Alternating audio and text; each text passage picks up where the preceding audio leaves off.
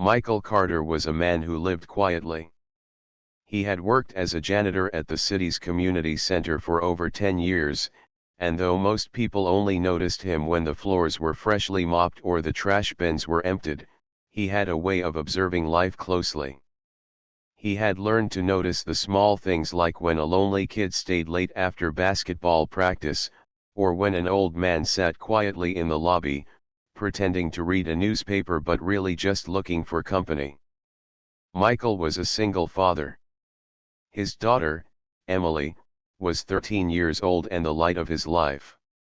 Every day, he worked hard to give her stability, even if that meant working late shifts that left him exhausted. His job wasn't glamorous, but he never cared about titles or money. What mattered to him was that Emily had food on the table, a roof over her head, and the feeling of being loved. That night, the center was nearly empty. The echo of his mop against the tiled floor was the only sound in the large building. Outside, the streets of the small town were unusually quiet. It was the kind of night where the silence felt heavier than usual, as if the world itself was holding its breath. Michael leaned on his mop for a moment, stretching his back. He thought of Emily, probably finishing her homework at the kitchen table, maybe sneaking in a little music through her headphones. He planned to surprise her with her favorite takeout after his shift. A simple gesture, but those little things mattered. Suddenly, he heard footsteps. They weren't steady or calm, they were quick, uneven, and sharp. He frowned and turned his head toward the sound. At the end of the long hallway, under the dim yellow light, he saw her. It was Jennifer Lawrence, not the Hollywood actress, but a young woman from their town who happened to share the same famous name. She was in her early 20s, a volunteer at the center. She often helped with the children's art programs and was known for her warm smile. But tonight, her smile was gone. Her face was pale, her eyes swollen from crying, and her hands shook as she clutched her bag to her chest. Jennifer. Michael's voice carried softly down the hall. She froze in her tracks, spinning around like someone caught in the middle of a secret. Her chest rose and fell quickly, her breathing uneven. Her eyes met his, wide with a mix of fear and exhaustion. "Don't follow me," she snapped. Her words cut through the silence like glass shattering on the floor. Michael's hands tightened around the mop handle. He wasn't the type to push into other people's business, but something in her voice unsettled him. It wasn't anger, it was desperation. He stayed where he was, giving her space. "Are you okay?" he asked gently. Jennifer shook her head quickly, almost too quickly. "I'm fine. Please, just let me go." Her voice cracked at the last word. Before he could say anything more, she turned, pushed the door open, and hurried outside. The door creaked and slammed shut behind her. Michael stood still for a moment, the sound echoing through the empty building. He thought about letting her go. After all, she had told him not to follow. Maybe she just needed space. Maybe it wasn't his place to interfere. But then, something caught his eye. As she rushed through the door, her bag had slipped open slightly. Something had fallen out, landing quietly near his feet. Michael bent down and picked it up. It was a folded piece of paper, worn and creased from being opened many times. His eyes scanned the page, and his breath caught. It wasn't just a piece of paper. It was a prescription slip. The name Jennifer Lawrence was written across the top, and underneath it, in a doctor's clear handwriting, were words that made his chest tighten: emergency medication. For severe panic and depressive episodes. Must be taken daily. Michael's hand trembled slightly as he held the paper. Suddenly, Jennifer's pale face, her trembling hands, her desperate voice, they all made sense. This wasn't just a bad day. This was something far deeper. He slipped the paper carefully into his pocket and hurried to the door.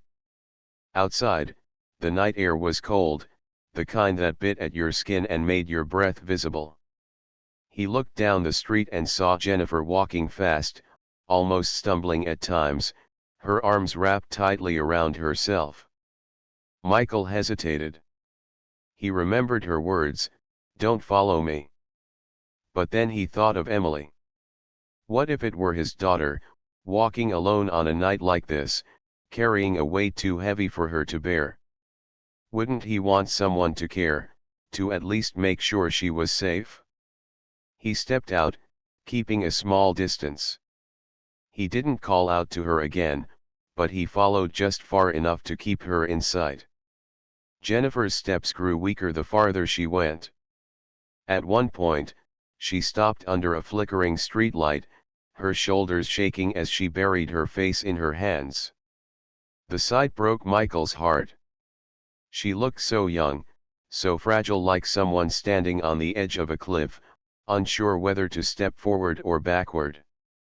Michael reached into his pocket and touched the prescription paper again. His decision was clear now.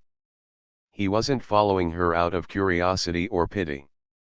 He was following because he knew this piece of paper was the one thing that might save her life.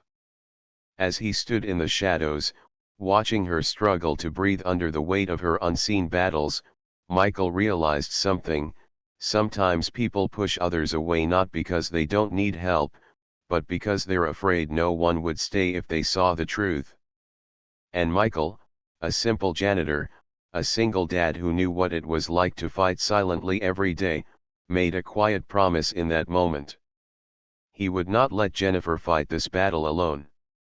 Michael walked slowly under the streetlight, careful not to let his footsteps echo too loudly on the pavement.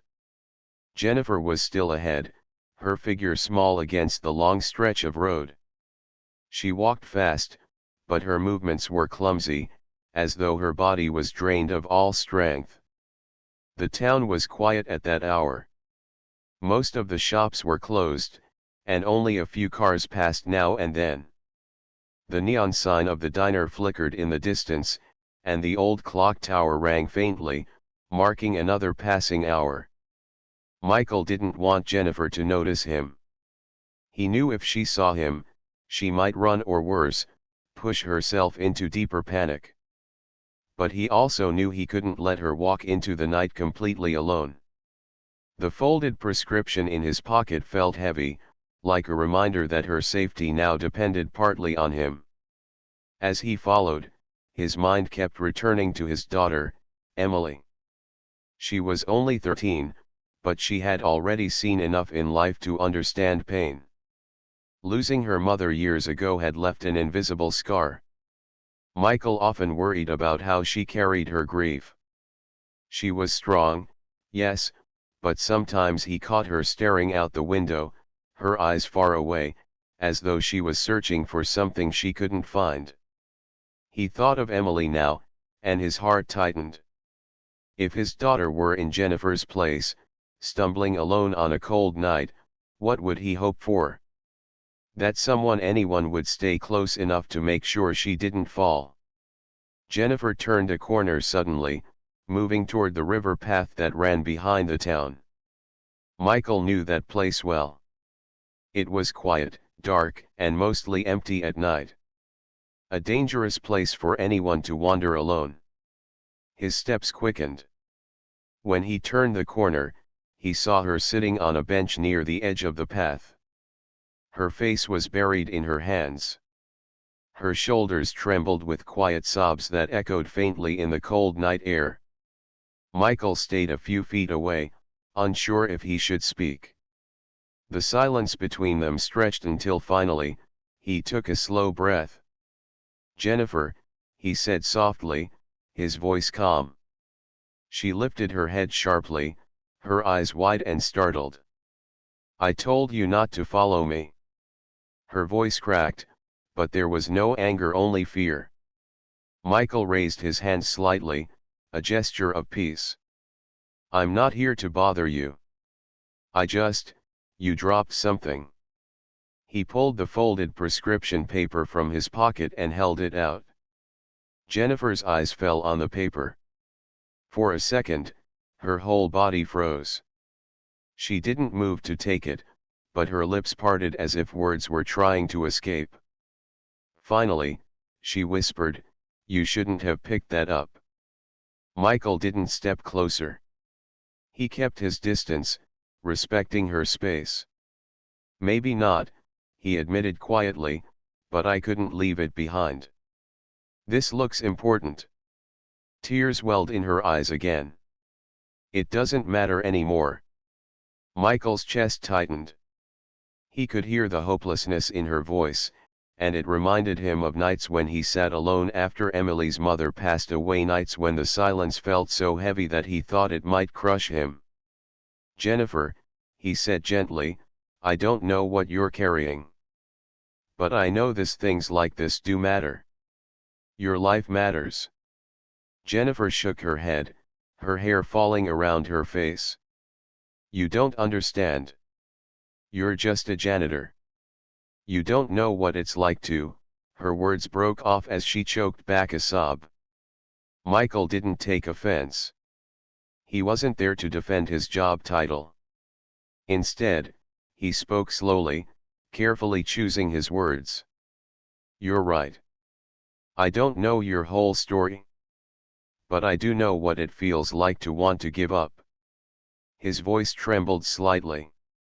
"After my wife passed away, I thought I couldn't go on. Every morning, I woke up and wondered why I should even try.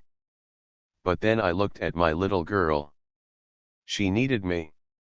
And somehow, that gave me strength to take one more step every day." Jennifer looked at him through tearful eyes. For the first time that night, her expression softened not with trust, but with curiosity, as though a small part of her wanted to believe him. Michael slowly placed the prescription paper on the bench beside her and stepped back again. "I'll leave it here. It's yours. If you ever need someone to talk to, I'll listen. I won't judge." For a long moment, neither of them moved. The river flowed quietly nearby, its surface reflecting the pale moonlight. Finally, Jennifer reached out with trembling fingers and picked up the paper. She stared at it for a while, then pressed it tightly against her chest. Michael turned slightly, giving her the choice. He wasn't going to force her into conversation. He simply stood nearby, silent but steady, like a lighthouse on a dark shore. After several minutes, Jennifer spoke in a broken whisper. "You shouldn't care about me. People always leave when they see how broken I am." Michael shook his head slowly. "Not everyone leaves. Sometimes people stay." Jennifer's lips trembled as though she wanted to argue, but no words came. She lowered her gaze, silent tears sliding down her cheeks. Michael let the silence stretch again. He knew sometimes words weren't what people needed. Sometimes, they just needed to know someone wasn't walking away. The clock tower chimed faintly in the distance, reminding Michael of the time. Emily was waiting at home. He hated the thought of her worrying. But looking at Jennifer, he also knew he couldn't simply turn his back. Finally, he spoke softly, "I have to head home to my daughter. But if you want, I can walk you somewhere safe. Or I can call someone you trust." Jennifer shook her head. "I don't want anyone to know. I don't want to be a burden." Michael's voice grew firm, but still kind. "You're not a burden. You're a human being. We all need someone sometimes. Even me." Her eyes widened slightly at his honesty. For the first time, a flicker of warmth crossed her face, fragile like the first light of dawn after a stormy night. She didn't answer, but she didn't run either. That was enough for Michael. He gave her a small nod. "I'll be around the center tomorrow. If you come by, I'll be there. No questions, no judgment. Just someone who'll listen." With that, he slowly began to walk away, giving her space but making sure she saw that he wasn't abandoning her. As he reached the street corner, he looked back one last time. Jennifer was still sitting on the bench, holding the prescription paper close, her eyes fixed on the ground. But she hadn't thrown it away. Michael's heart eased slightly. Maybe, just maybe, that small piece of paper had reminded her that her life was still worth holding on to. And as he walked home to Emily, Michael carried with him a quiet hope that tomorrow might bring Jennifer back to the community center, and that maybe he had done enough tonight to keep her safe until then. The morning sun painted the sky with soft shades of gold and pink. Michael sat at the kitchen table, sipping his coffee slowly. Across from him, Emily was buttering her toast while humming a tune under her breath. The sound was light and cheerful, and it made Michael smile. "You're in a good mood today," he said warmly. Emily shrugged, trying to hide her smile. "It's Friday. We have art class today. I like painting." Michael chuckled. "Well, that explains it. I'll make sure to check out your masterpiece when I get back from work." She grinned, her eyes sparkling in a way that reminded him so much of her mother. That simple moment watching his daughter enjoy her breakfast was enough to remind him why he worked so hard every day. But even as he smiled at Emily, his mind kept drifting back to the night before. He saw Jennifer's pale face in his memory, her trembling hands clutching the prescription paper. He remembered the sound of her broken voice, insisting that no one should care about her. The weight of her pain had lingered with him all night, and even now, he couldn't shake it off. When Emily left for school, Michael headed to the community center. He arrived early, his mop and bucket waiting in the supply closet like old friends. The building was quiet, still waking up from the night silence. As he moved through the halls, part of him wondered if Jennifer would come back like she had before. By mid-morning, the children began arriving for their art and sports programs. The sound of laughter filled the building. Michael liked listening from a distance. The kids didn't notice him much, but he noticed them. To him, every laugh was proof that hope could still exist, even in small corners of life. Hours passed, and still there was no sign of Jennifer. Michael told himself not to expect too much. People in pain didn't always come back right away. Sometimes, it took time to trust again. He decided to be patient. But just as he was finishing his lunch break, he saw her. Jennifer stepped hesitantly into the community center. Her eyes darted around nervously as if she was afraid someone might judge her for being there. She wore the same faded jacket as the night before, her hair pulled back loosely. Michael didn't approach her right away. He gave her space, letting her walk slowly toward the art room where a few children were painting. She stood in the doorway, watching quietly as a little boy held up his messy painting of a house and proudly showed it to the teacher. For a moment, Michael saw something change in Jennifer's face. The heaviness in her eyes softened. The sound of children laughing seemed to reach her, reminding her of lighter days. Finally, Michael walked up, his steps calm and steady. "Good to see you here," he said gently. Jennifer turned quickly, startled.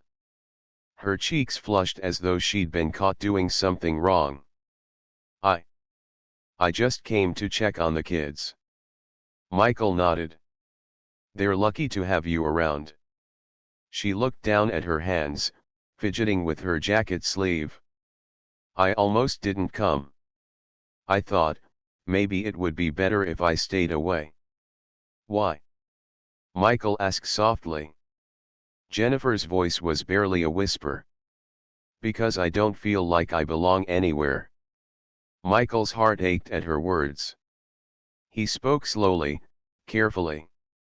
I think you belong more than you realize. Look at those kids, they light up when they see you. And me. He gave a small smile. I was glad to see you walk through that door. For the first time, a faint smile tugged at Jennifer's lips.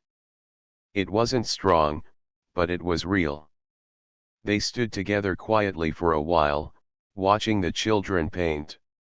One of the girls splattered blue paint on her own shirt, and the whole group burst into giggles.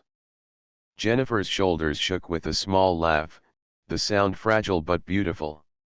Michael felt a wave of relief. That laugh was proof that she wasn't completely lost. Later that afternoon, as the children left, Jennifer stayed behind to clean brushes. Michael joined her, handing her paper towels. You don't have to do that, she said. I don't mind, he replied simply. They worked side by side in silence until Jennifer finally spoke again. Last night. I didn't mean to snap at you. Sometimes I feel like everyone is better off without me. Michael set down the brush he was rinsing. He looked at her with steady eyes. I don't believe that for a second. And I don't think you believe it either, not deep down. Jennifer's eyes filled with tears. She tried to hide them, but Michael pretended not to notice. Instead, he said gently, I know pain can make you feel invisible. But you're not invisible here. Not to me. Those words seemed to break something inside her. Tears slipped down her cheeks, and she pressed a hand to her mouth as if to keep from sobbing out loud. Michael didn't move closer, but his voice remained steady. It's okay to cry. You don't have to hold it all in. Not here. For the first time, Jennifer didn't argue. She let herself cry, her shoulders trembling as years of bottled-up pain began to spill out. When she finally calmed down, she wiped her eyes quickly, embarrassed. I'm sorry. You didn't sign up for this. Michael shook his head. Don't apologize. I'd rather be here than anywhere else. Jennifer looked at him with wide eyes, unsure how to respond. But there was something new in her expression, something like trust. That evening, as the sun began to set, Michael walked her to the bus stop. They didn't talk much, but the silence was no longer heavy. It was peaceful, like the calm after a storm. Before she boarded the bus, Jennifer turned to him. Her voice was soft, but steady. Thank you, for not leaving last night. Michael smiled. Sometimes the most important thing we can do for someone is just stay. She gave a small nod, then stepped onto the bus. As it pulled away, Michael stood on the sidewalk, watching until it disappeared down the street. He didn't know what tomorrow would bring. But for the first time, he felt certain of one thing: Jennifer had taken her first step back toward life. And he would be there, steady and patient, ready to remind her that she wasn't alone.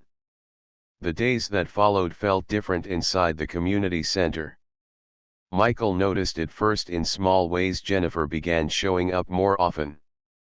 She didn't rush inside like before, and she didn't hide in the corners. She still carried a quiet sadness in her eyes, but there was also something new, the faintest trace of courage. Michael never pushed her to talk.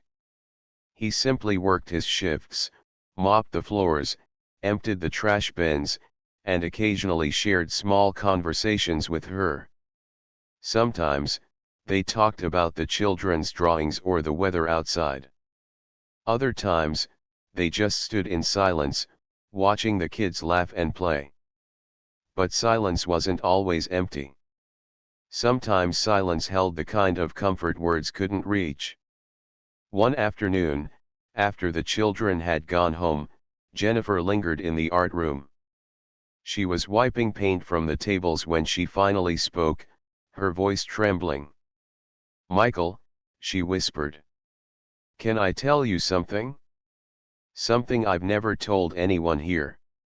Michael set down the broom he was holding.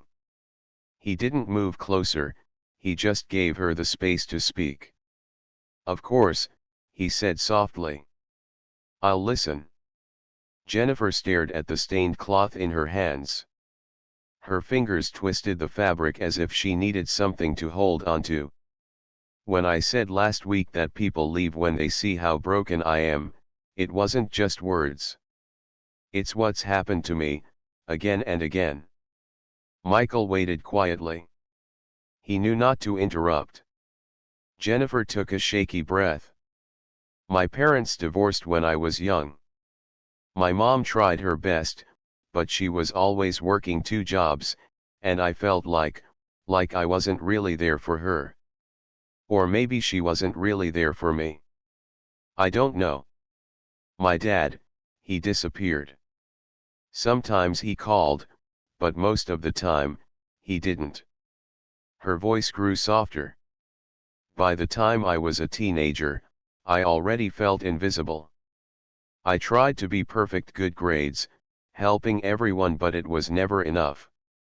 When I finally broke down, the people I thought cared the most just left." She looked up at him then, her eyes glistening with unshed tears. "Do you know what it feels like, Michael? To sit in a room full of people but feel like you don't exist." Michael's throat tightened. He nodded slowly. "Yes. I do." Jennifer blinked in surprise. Michael leaned on the broom handle, his voice calm but steady. "After my wife passed away, I felt that way every single day. Emily would be in the same house, and I loved her more than anything, but even then, there were nights I felt invisible, like the world had moved on and left me standing still. It's the loneliest feeling I've ever known." Jennifer swallowed hard, her lip trembling. "So how did you get through it?" Michael thought for a long moment. His eyes softened as he remembered. "Emily. Every morning, I woke up and saw her face. I realized that if I gave up, she would lose both parents. I couldn't let that happen. So even on days when I didn't want to move, I forced myself to take one small step. And then another. I didn't heal overnight. I still haven't, not fully. But step by step, I learned to live again." Jennifer's tears finally slipped down her cheeks. She wiped them quickly, embarrassed.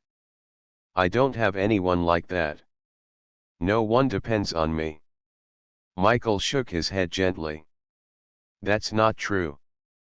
Those kids here, they light up when you walk in the room. They depend on you more than you realize. And even if you don't believe it yet, you matter. To them. To me." Jennifer's eyes widened slightly, as though the thought had never crossed her mind. For the first time, she didn't argue back.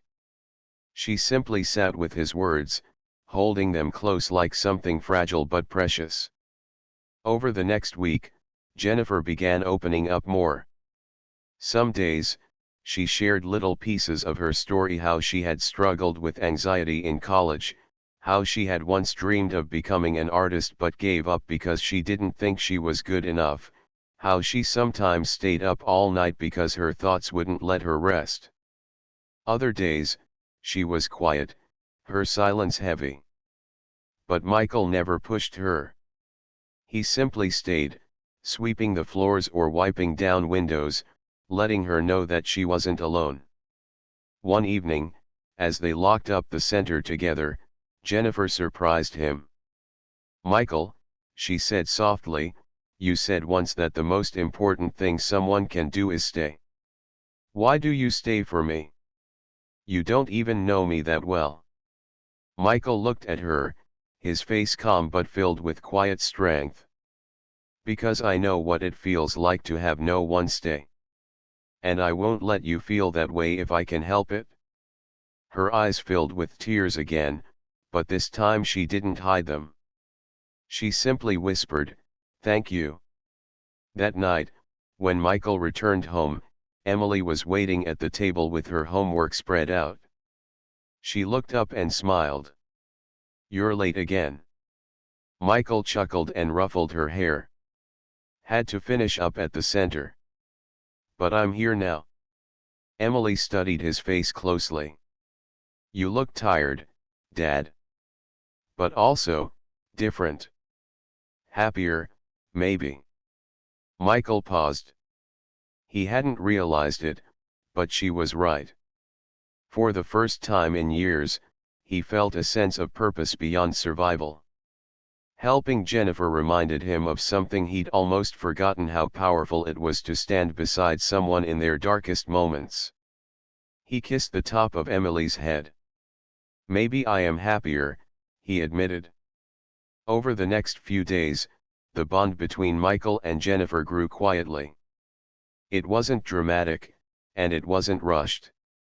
It was steady, like the slow rebuilding of a bridge that had once been broken. One Saturday, as the kids painted, Jennifer sat beside a little girl who struggled to hold her brush straight.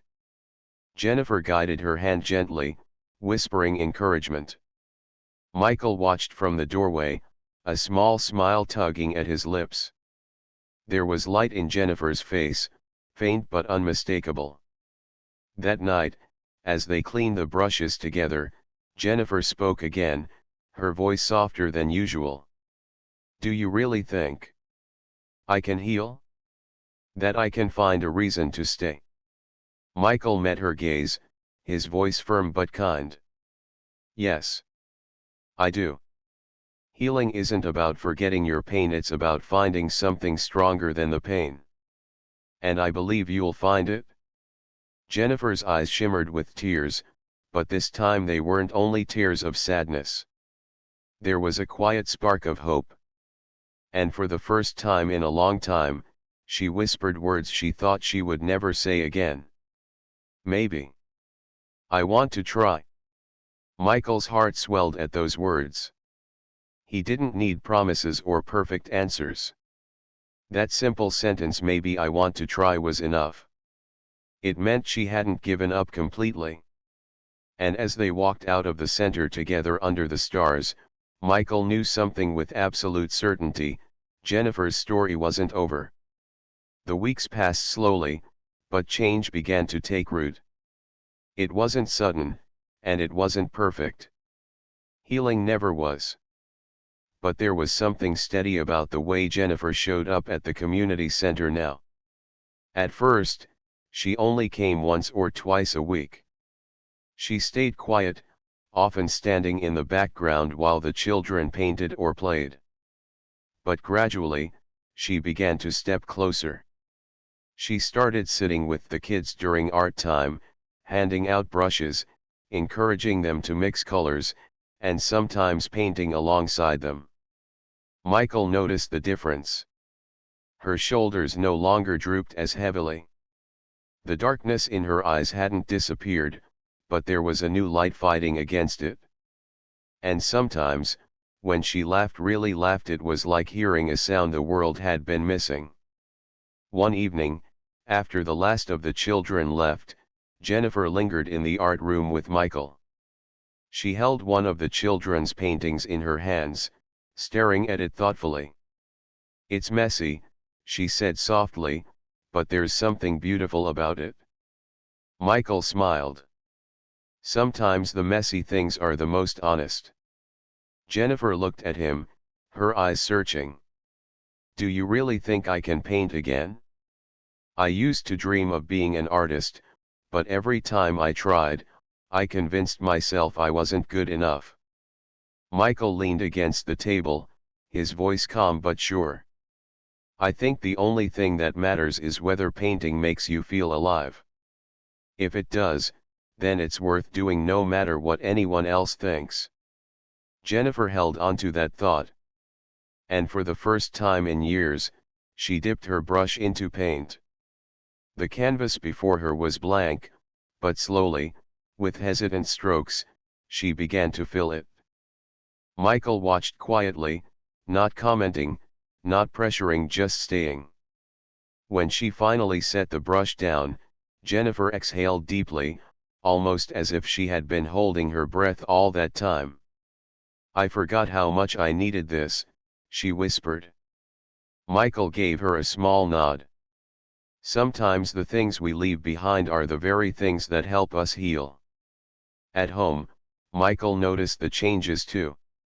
Emily was curious about Jennifer, though she didn't know all the details.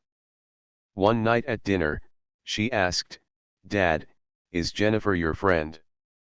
Michael thought about it for a moment before answering. "Yes. She's someone who's been through a lot. And sometimes, people just need someone to remind them they're not alone." Emily nodded thoughtfully. "Kind of like you remind me, every day." Michael smiled, his chest warming. "Exactly like that." Emily tilted her head. "Then maybe she reminds you too. Because lately, you seem lighter." Michael paused. His daughter's words reached deeper than she knew. Jennifer wasn't only healing, she was helping him heal too. The grief he carried for his wife still lived inside him, but somehow, walking beside Jennifer gave him a new sense of strength. One afternoon, Jennifer arrived earlier than usual. She found Michael in the hallway, repairing a broken chair. She hesitated before speaking. "Michael," she said quietly, "can I tell you something?" He set down the screwdriver and looked up. "Of course." Her voice wavered, but she pressed on. "The night you found me outside the center, I wasn't just walking. I was planning to disappear. I thought there was no reason to stay. But then you followed me. You picked up that paper I dropped. And instead of leaving me alone, you stayed." She swallowed hard, tears brimming in her eyes. "That moment saved me. If you hadn't been there, I don't know if I would still be here." Michael's throat tightened. He stood slowly, his eyes steady on hers. "Jennifer, I didn't do anything special. All I did was care enough not to walk away." She shook her head, her tears spilling now. "That was special. Because no one else did." Michael didn't reach out, didn't try to stop her tears. He knew she needed to let them fall. Instead, he said softly, "Then promise me something. Promise me that when the darkness feels heavy again, you'll remember this moment. That you'll remember someone stayed." Jennifer nodded slowly, her voice breaking. "I promise." The weeks turned into months, and the bond between them deepened. Jennifer continued painting, sometimes with the children, sometimes alone in the art room after hours. Her work was raw, full of emotion, but beautiful in its honesty. Michael often found himself pausing just to watch her paint, seeing in her every brush stroke a piece of her courage returning. Emily grew fond of Jennifer too. They sometimes painted together, laughing when their colors spilled or when Emily's brush slipped. For the first time in years, the Carter home began to feel less heavy, less quiet. One evening, Jennifer brought one of her finished paintings to the community center's small gallery wall. It was a simple piece, a sunrise over the river, painted in soft shades of gold and pink. Beneath it, she had written in small letters, "Hope rises slowly, but it rises." When Michael read the words, his chest tightened with pride. He turned to Jennifer, his eyes warm. "That's beautiful." She smiled shyly, her cheeks flushed. "It's how I feel now. Like maybe I can rise again too." Michael nodded, his voice steady. You already are. The seasons shifted, and with them, so did the people inside the community center. Children grew taller, new volunteers came and went. But one thing remained steady: Michael and Jennifer's quiet friendship. It wasn't built on grand gestures or dramatic promises. It was built on the simple, powerful truth that sometimes, the act of staying could change everything. Jennifer still had difficult days. There were times when the weight of her past pressed down, when tears returned without warning. But now, she didn't face those moments alone. She had the children who adored her, Emily who believed in her, and Michael who had never once turned away. And Michael? He found healing too. The grief he carried was still part of him, but it no longer consumed him. He discovered joy again, not the same as before, but new, steady, and real. One night, as the stars filled the sky, Michael walked Jennifer to the bus stop like he had that first week. They stood in the quiet, the cool night air wrapping around them. Jennifer looked at him, her eyes steady, her voice calm. Michael, I used to think my story was over. But now, I think maybe it's just beginning. Michael smiled, his heart full. I think so too. The bus arrived, its headlights bright against the dark street. Jennifer stepped on, pausing only to look back one last time. Thank you, she whispered. Michael gave her a small nod. Always. As the bus pulled away, Michael stood under the streetlight, the same way he had months ago. But everything was different now. That night, he had followed Jennifer into the dark and discovered not just her pain, but also the truth that sometimes the smallest act staying could save a life.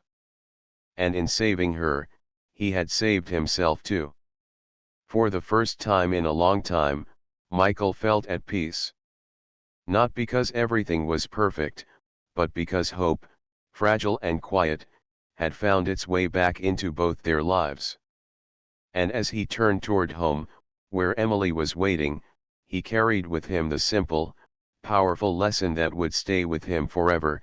Sometimes the greatest strength is found not in fixing someone's brokenness, but in walking beside them until they remember how to rise again.